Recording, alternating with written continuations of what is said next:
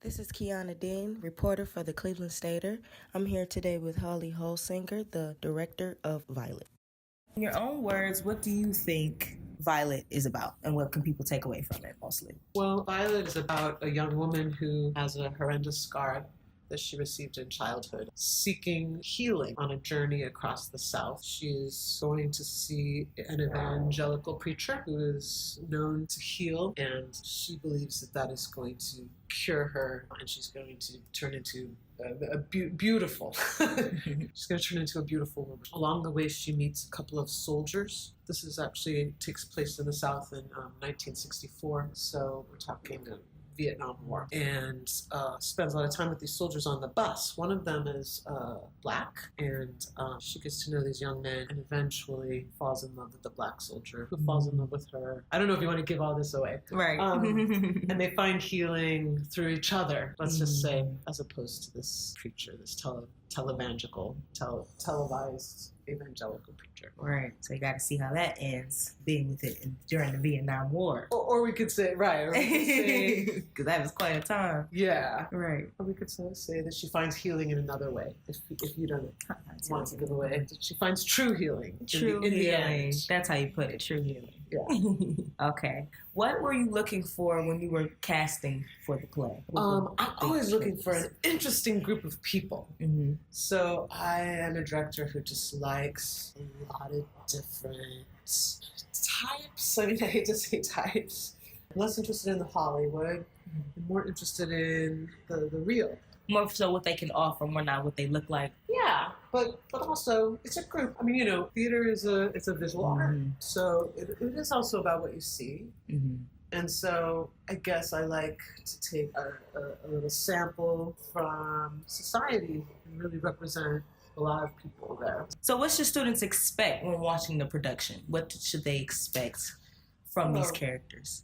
Well, they should expect a professional level production. Mm-hmm. We really believe in working at the professional level, so our students know what that is. I think they should expect to be drawn in to a really great story that's told partially through really great music.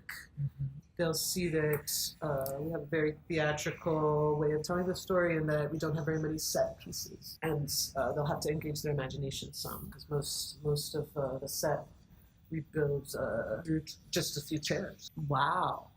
So like the entire bus.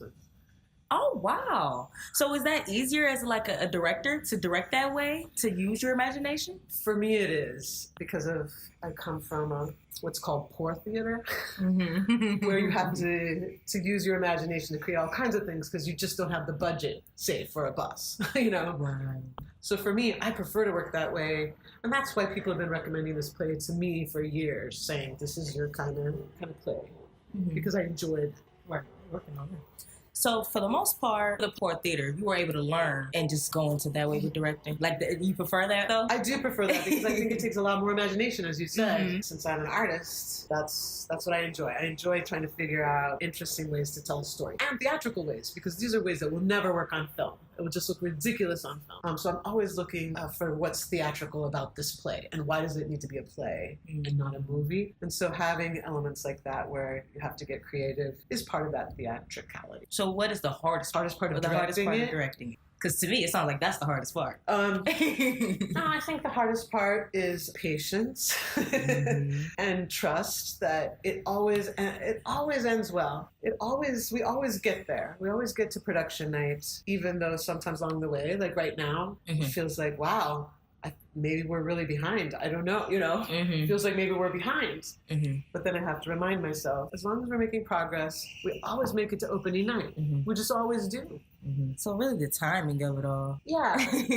And of course, keeping people inspired. I don't know if that's hard, but I think that's important. Giving them a leader that they want to follow, someone who's presenting a vision that they want to be part of. So that's part of my job too. I'd say. What other productions have you done here at CSU? Well, last year I did a play by Eve Ensler, who wrote Vagina Monologues. That's what people usually know her for. So this was called Emotional Creature: The Secret Lives of Girls Around the World. Emotional Creature. It's actually it's a play mostly of monologues from taken from real young women around the world. So it's like an international vagina monologue. That was really important for us. It felt important. Voice of women, for sure. Yeah.